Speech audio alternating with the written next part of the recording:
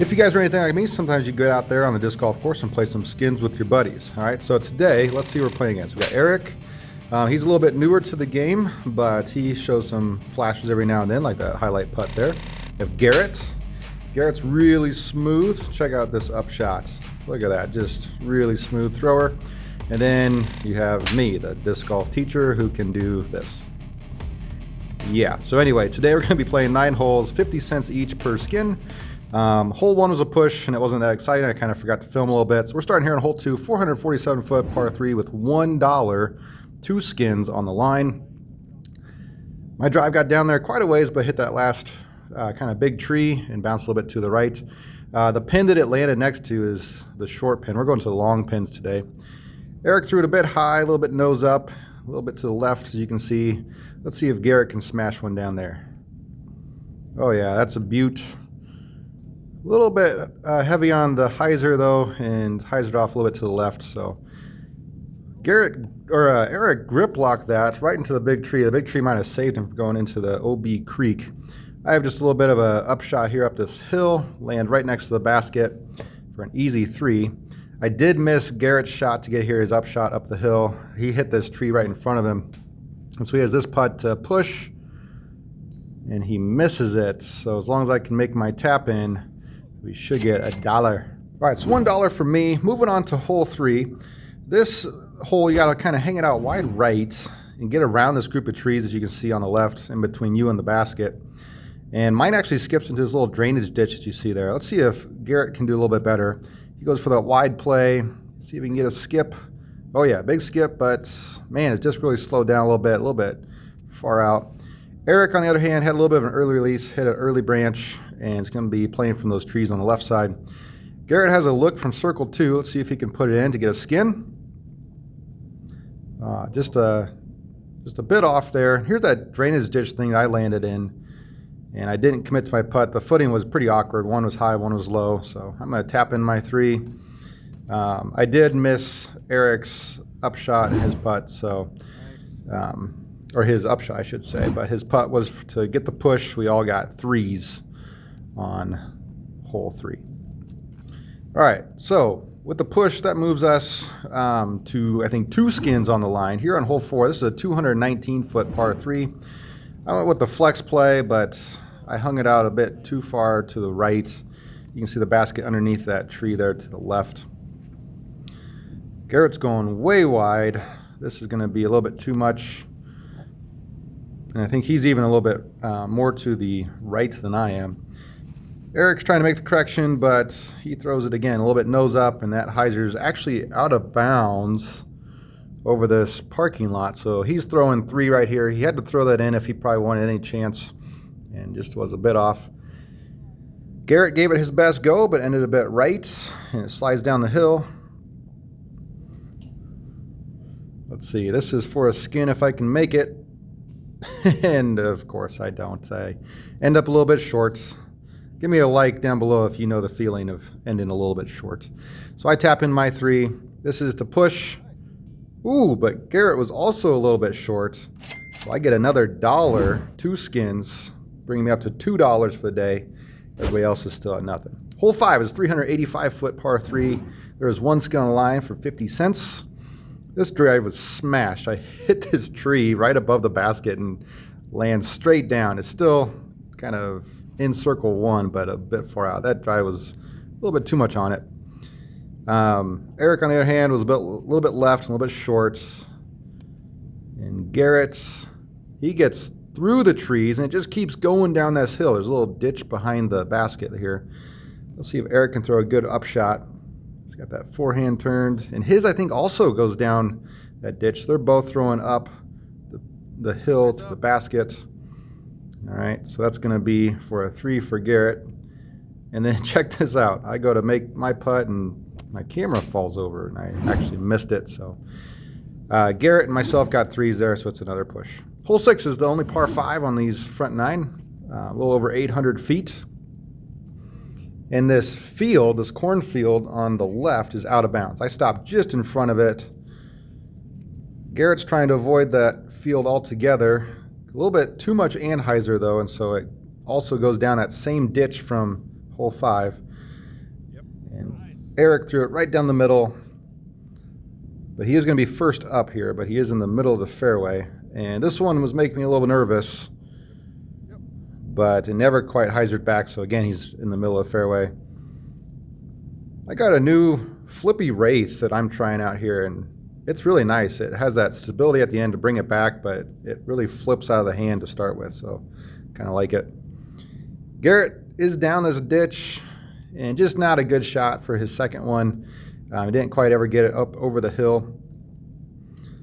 Again, Eric is making me so nervous next to this field. I think that stopped one row in front of one row of corn in front of the cornfield, and man, Garrett again just can't get that forehand up out of that ditch. So he's going to finally go backhand, see if he can get it close with this one. And this shot was impressive. He throws this thing long of the basket. Look at that. From way down there. Eric barely staying on, like I said earlier, and he is up there for his par look. This is going to be my third shot, so if I can get up and down, I'll get the birdie and the skin. I think there's 2 skins on the line, maybe. And so I throw it, a little forehand with the Firebird right next to the basket. If I can tap that in, I should get a skin. Let's see, this is to save par for Eric, and he does. He gets a par. Real happy about that, which is good. And I think this might also be for Garrett's par, but since he threw a little bit long, there's a headwind coming back. He missed it. There we go, another $1 for me, so we're at $3. The other guys just have had some unfortunate luck, but we'll let Garrett tap this one out, and then we'll move on to hole number 7. Hole 7 is a 499-foot par 4. A little bit different tee placement than what I've played in the past. This is out here at Iowa Western, by the way. And so I didn't quite know what to do. I probably should have thrown maybe a forehand. It gets down there. Here's that forehand play. Gets around that tree and in the middle of the fairway for Eric. Garrett's going to the right. And pretty good. Oh, gets caught up by a tree up there on top, I think. Okay.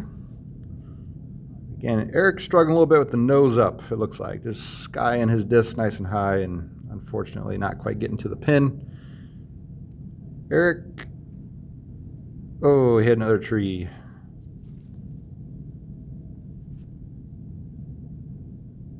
Let's see, I'm deciding between a forehand and a backhand here. I like the backhand gap because of that hill right by the baskets.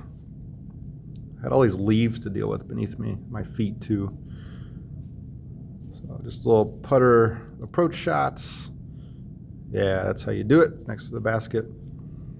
Garrett has to throw this one in to push. He gave it a great effort, just a touch short. A little low with the baskets. And with Eric's miss, I get another 50 cents. All right, hole 8 is 358 feet, par 3. There's 1 skin on the line now. And I totally missed my gap, but got a little bit lucky there through the wide gap. And I am a little bit deep of the basket. Again, that headwind was messing with me. Eric went forehand down the hill. Garrett's, I think, trying to follow my line. He goes even wider. Oh, I thought that was going to be nice, but it hit that last tree. It was looking really good until it hit the tree. All right. Eric is throwing across this ditch.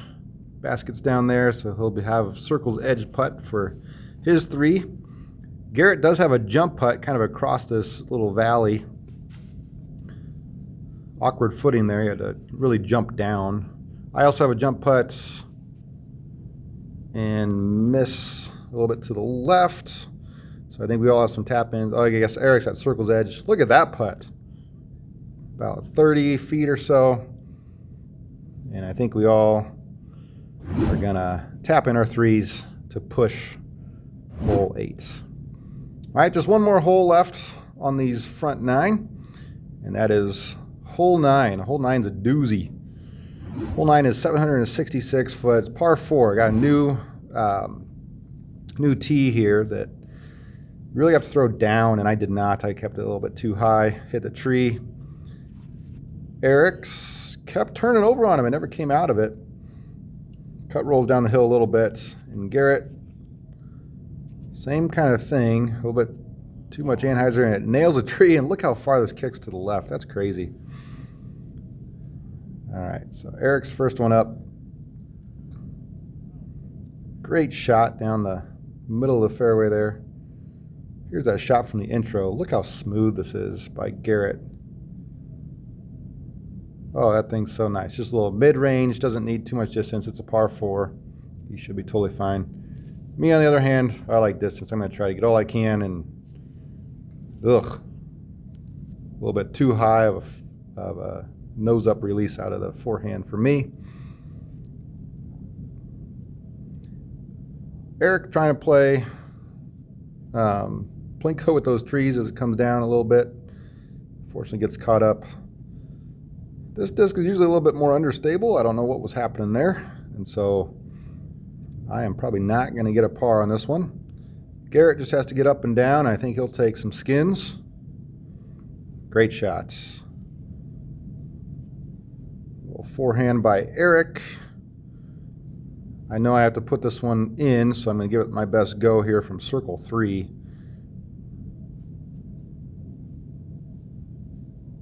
Stayed up, but a little bit to the right, unfortunately. Oh my goodness, Eric's just making all these putts. I think that was for his bogey though, so if Garrett can make this, he'll get the skin. No doubter. $1 to Garrett.